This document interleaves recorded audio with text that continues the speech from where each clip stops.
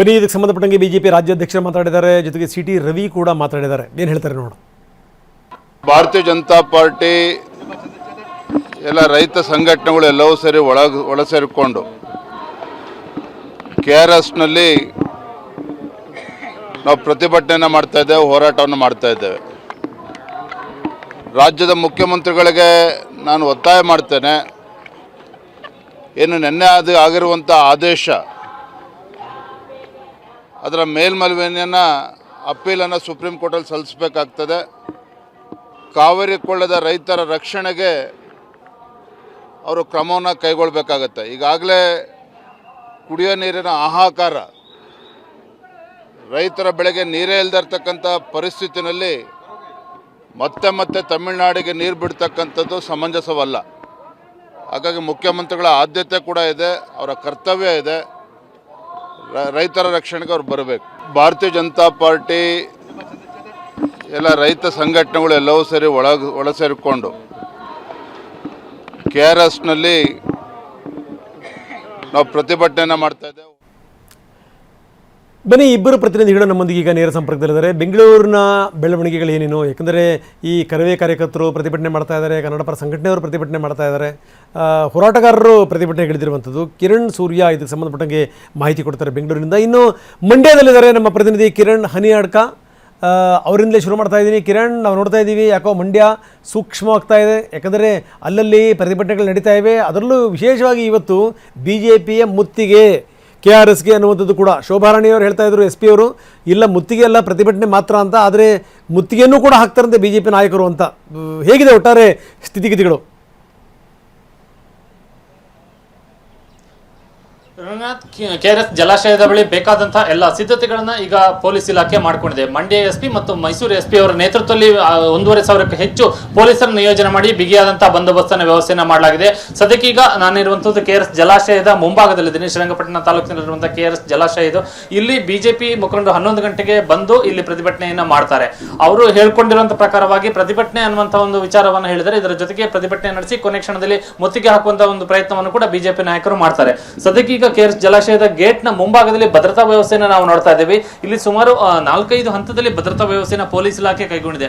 4-5 ಹಂತದಲ್ಲಿ ಬ್ಯಾರಿಕೇಡ್ ಗಳನ್ನೇ ಅಳವಡಿಸಲಾಗಿದೆ. ಅಂದ್ರೆ ಒಂದು ವೇಳೆ ಏನಾದರೂ ಪ್ರತಿಭಟನೆ ತಾರಕಕ್ಕೇರಿ BJP ಮುಖಂಡರು ಕಾರ್ಯಕರ್ತರು ನುಗ್ಗುವಂತಹ ಪ್ರಯತ್ನವನ್ನ ಮಾಡಿದ್ರೆ, ಮುತ್ತಿಗೆ ಹಾಕುವಂತಹ ಪ್ರಯತ್ನದಲ್ಲಿ ಅತಿರೇಕಕ್ಕೆ ಹೋದ್ರೆ ಅವರನ್ನ ತಡೆಯುವಂತಹ ಹಿನ್ನೆಲೆಯಲ್ಲಿ 5 ಹಂತದಲ್ಲಿ ಬ್ಯಾರಿಕೇಡ್ ಗಳನ್ನ ಅಳವಡಿಸಿ ಇಲ್ಲಿ ಭದ್ರತಾ ವ್ಯವಸ್ಥೆಯನ್ನು ಕೈಗೊಳ್ಳಲಾಗಿದೆ.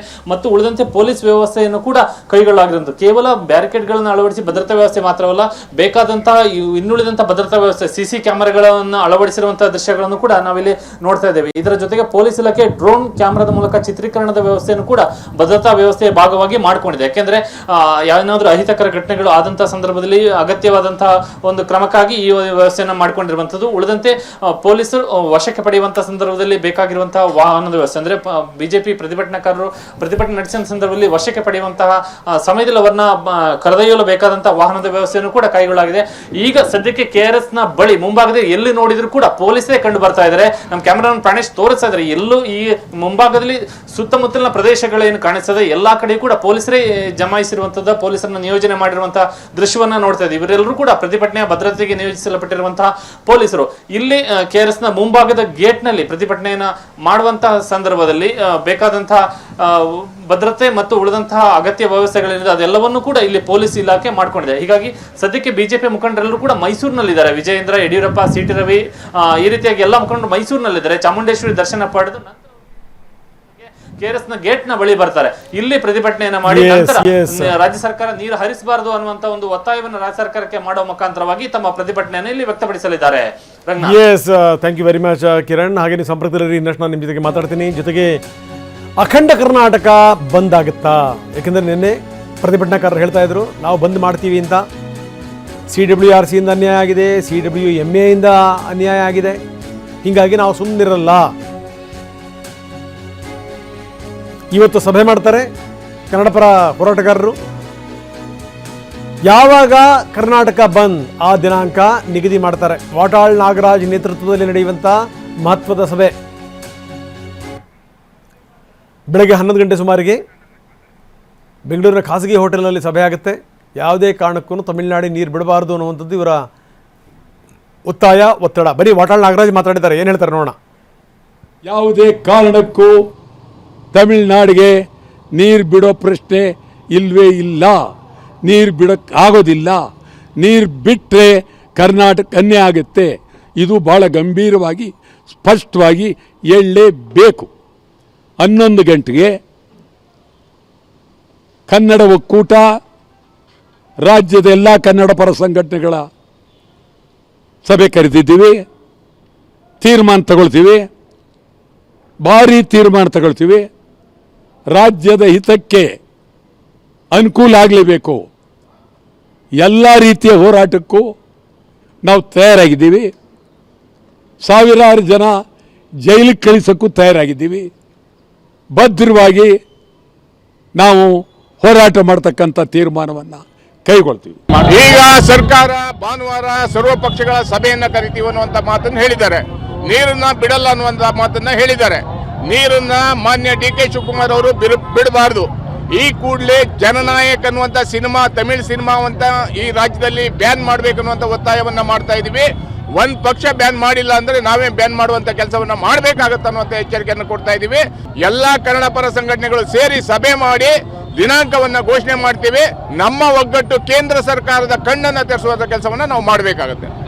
ಈಗ ಸರ್ಕಾರ ಭಾನುವಾರ ಕಿರಣ್ ಸೂರ್ಯ ನಮ್ಮೊಂದಿಗೆ ಈಗ ನೇರ ಸಂಪರ್ಕದಲ್ಲಿದ್ದಾರೆ. ಕಿರಣ್, ನಾವು ನೋಡ್ತಾ ಇದ್ದೀವಿ, ಒಂದು ಕಡೆಗೆ ವಾಟಾಳ್ ನಾಗರಾಜ್ ತುಂಬ ಸ್ಪಷ್ಟವಾಗಿ ಹೇಳಿದ್ರು ನಾವು ಬಂದ್ ಮಾಡ್ತೀವಿ ಅಂತ. ಬಂದ್ಗೆ ಇವತ್ತು ದಿನಾಂಕ ನಿಗದಿ ಆಗುತ್ತೆ ಅಂತ, ನಂಬರ್ 1. ಜೊತೆಗೆ ಪ್ರವೀಣ್ ಶೆಟ್ಟರು ಕೂಡ ಮಾತಾಡಿದ್ದು ನಾವು ನೋಡಿದ್ವಿ. ಯಾವುದೇ ಕಾರಣಕ್ಕೂ ಒಂದು ಹನಿ ನೀರು ಬಿಡಬಾರ್ದು. ಜೊತೆಗೆ ಆ ಮುಖ್ಯಮಂತ್ರಿಗಳ ಸಿನಿಮಾ ಏನಿದೆಯಲ್ಲ ಜನನಾಯಕನ್, ಅದನ್ನು ತೆಗೆದು ಹಾಕಬೇಕು ಅನ್ನುವಂಥ ಒತ್ತಾಯವನ್ನು ಕೂಡ ಅವ್ರು ಮಾಡ್ತಾ ಇದ್ದಾರೆ. ಇವತ್ತು ಮೀಟಿಂಗ್ ಎಷ್ಟೊತ್ತಿ ಸೇರ್ತಾರೆ, ಯಾರ್ಯಾರು ಸೇರ್ತಾ ಇದ್ದಾರೆ, ಬಂದ್ಗೆ ದಿನಾಂಕ ಇವತ್ತೇನೇ ನಿಗದಿ ಆಗುತ್ತಾ? ಅದನ್ನ ಈಗಾಗಲೇ ಕೂಡ CWRCಯ ಒಂದು ಆದೇಶ ಏನಿದೆ ಅದನ್ನ ತಿರಸ್ಕಾರ ಮಾಡಬೇಕು ಅಂತೇಳಿ ಈಗಾಗಲೇ ಕನ್ನಡ ಪರ ಹೋರಾಟಗಾರರು ಕಳೆದ 2-3 ದಿನಗಳಿಂದ ತುಂಬಾ ದೊಡ್ಡ ಮಟ್ಟದಲ್ಲಿ ಹೋರಾಟವನ್ನು ಮಾಡ್ತಾ ಇರುವಂತದ್ದು. ಈ ಹಿನ್ನೆಲೆಯಲ್ಲಿ ಇವತ್ತು ವಾಟಾಳ್ ನಾಗರಾಜ್ ಅವರ ನೇತೃತ್ವದಲ್ಲಿ 11:15 ವುಡ್ಲ್ಯಾಂಡ್ಸ್ ಹೋಟೆಲ್ನಲ್ಲಿ ಮಹತ್ವದ ಒಂದು ಸಭೆಯನ್ನು ಕೂಡ ಕರೆದಿರುವಂತದ್ದು. ಈ ಸಭೆಯ ಉದ್ದೇಶ ಏನು ಅಂತ ಹೇಳಿದ್ರೆ ರಾಜ್ಯ ಮತ್ತು ಕೇಂದ್ರ ಸರ್ಕಾರದ ಗಮನವನ್ನು ಸೆಳೆಯಬೇಕು. ಹಾಗಾಗಿ ಅಖಂಡ ಕರ್ನಾಟಕ ಬಂದ್ಗೆ ಕರೆಯನ್ನ ಕೊಡ್ತೀವಿ ಅನ್ನೋ ಮಾತುಗಳನ್ನು ಈಗಾಗಲೇ ಕೂಡ ಪ್ರವೀಣ್ ಶೆಟ್ಟರ್ ಇರ್ಬೋದು ಮತ್ತೆ ವಾಟಾಳ್ ನಾಗರಾಜ್ ಅವರು ಕೂಡ ಈಗಾಗಲೇ ಟಿವಿ9 ಜೊತೆಯಲ್ಲಿ ಮಾತಾಡುವಂತ ಸಂದರ್ಭದಲ್ಲಿ ಒಂದು ಮಾಹಿತಿಯನ್ನು ಕೂಡ ಕೊಟ್ಟಿದ್ರು. ಇದು ಒಂದಾದ್ರೆ, ಎರಡನೇದಾಗಿ ಈಗಾಗಲೇ 11:30 ಸುಮಾರಿಗೆ ಈ ಒಂದು ಮಹತ್ವದ ಸಭೆಯನ್ನು ಕೂಡ ಕರೆದಿರುವಂತದ್ದು. ಈ ಒಂದು ಸಭೆಯಲ್ಲಿ KR ಕುಮಾರ್ ಇರ್ಬೋದು, ಪ್ರವೀಣ್ ಶೆಟ್ಟಿ ಇರ್ಬೋದು, ಶಿವರಾಮೇಗೌಡ ಇರ್ಬೋದು, ಗಿರೀಶ್ ಗೌಡ ಇರ್ಬೋದು, ಹಲವು ಕನ್ನಡ ಪರ ಸಂಘಟನೆಗಳ ಅಧ್ಯಕ್ಷರು ಮತ್ತೆ ಪದಾಧಿಕಾರಿಗಳು, ರೈತ ಪರ ಸಂಘಟನೆಗಳು, ದಲಿತ ಪರ ಸಂಘಟನೆಗಳು, ಸಾರಿಗೆ ಮುಖಂಡರನ್ನು ಕೂಡ ಈ ಒಂದು ಸಭೆಗೆ ಈಗಾಗಲೇ ಕೂಡ ಕರೆಯನ್ನ ಮಾಡಿ ಕರೆದಿರುವಂತದ್ದು. 11:30 ನಂತರದಲ್ಲಿ ಈ ಒಂದು ಸಭೆಯಲ್ಲಿ ಪ್ರಮುಖವಾಗಿ ಅಖಂಡ ಕರ್ನಾಟಕ ಬಂದನ್ನ ಮಾಡಬೇಕು. ಅಖಂಡ ಕರ್ನಾಟಕ ಬಂದನ್ನ ಮಾಡಬೇಕು ಅಂದ್ರೆ ಯಾವ ರೀತಿಯಲ್ಲಿ ಸಿದ್ಧತೆಗಳನ್ನ ಮಾಡ್ಕೊಳ್ಬೇಕು ಅಂತ ಅಂದ್ರೆ, ಕಳೆದ ಬಾರಿ ಕೂಡ ಕರ್ನಾಟಕ ಬಂದ್ ಕೊಟ್ಟಂತ ಸಂದರ್ಭದಲ್ಲಿ ಮಕ್ಕಳಿಗೆ ಒಂದಷ್ಟು ಶಾಲಾ ಕಾಲೇಜುಗಳಲ್ಲಿ ಪರೀಕ್ಷೆಗಳಿದ್ವು. ಆ ಸಂದರ್ಭದಲ್ಲಿ ತುಂಬಾ ದೊಡ್ಡ ಮಟ್ಟದಲ್ಲಿ ಆಕ್ರೋಶ, ಅಸಮಾಧಾನ ಕೂಡ ವ್ಯಕ್ತವಾಗಿತ್ತು. ಆ ಹಿನ್ನೆಲೆಯಲ್ಲಿ ಯಾವುದೇ ತರವಾದಂತಹ ಶಾಲಾ ಕಾಲೇಜುಗಳಲ್ಲಿ ಎಕ್ಸಾಮ್ಗಳು ಇಲ್ಲದಂತಹ ದಿನಾಂಕವನ್ನು ನೋಡಿಕೊಂಡು ನಾವು ಅಖಂಡ ಕರ್ನಾಟಕ ಬಂದ್ಗೆ ಕರೆಯನ್ನ ಕೊಡ್ತೀವಿ ಅಂತೇಳಿ ಈಗಾಗಲೇ ಕೂಡ ವಾಟಾಳ್ ನಾಗರಾಜ್ ಅವರು ಮಾಹಿತಿಯನ್ನು ಕೊಟ್ಟಿರುವಂತದ್ದು. ಆ ಹಿನ್ನೆಲೆಯಲ್ಲಿ ಈಗಾಗಲೇ ಕೂಡ 11:30 ನಂತರದಲ್ಲಿ ನಡೆಯುವಂತಹ ಸಭೆಯಲ್ಲಿ ಈ ಒಂದು ಅಖಂಡ ಕರ್ನಾಟಕ ಬಂದ್ಗೆ ದಿನಾಂಕವನ್ನ ಘೋಷಣೆ ಮಾಡುವಂತ ಎಲ್ಲ ಸಾಧ್ಯತೆಗಳಿರುವಂತದ್ದು. ಬಹುತೇಕ ಆಗಸ್ಟ್ 2ನೇ ವಾರದಲ್ಲಿ ಈ ಒಂದು ಅಖಂಡ ಕರ್ನಾಟಕ ಬಂದ್ ದಿನಾಂಕವನ್ನು ಘೋಷಣೆ ಮಾಡುವಂತ ಎಲ್ಲ ಸಾಧ್ಯತೆಗಳಿರುವಂತದ್ದು. ಅಂದ್ರೆ ಕನ್ನಡ ಪರ ಹೋರಾಟಗಾರರು ಹೇಳ್ತಾ ಇರುವಂತದ್ದು, ಈಗಾಗಲೇ CWRC ಪ್ರತಿದಿನವೂ ಕೂಡ 3500 ಕ್ಯೂಸೆಕ್ ನೀರನ್ನು 15 ದಿನಗಳ ಕಾಲ ಬಿಡಬೇಕು ಅನ್ನುವಂತ ಒಂದು ಆದೇಶವನ್ನು ಮಾಡಿತ್ತು. ರಾಜ್ಯ ಸರ್ಕಾರ ಮೇಲ್ಮನವಿ ಹೋಗಿತ್ತು CWMAಗೆ. ಆದರೆ CWMA ಕೂಡ ಈ ಒಂದು CWRCಯ ಆದೇಶವನ್ನೇ ಎತ್ತಿ ಹಿಡಿದಿರುವಂತದ್ದು.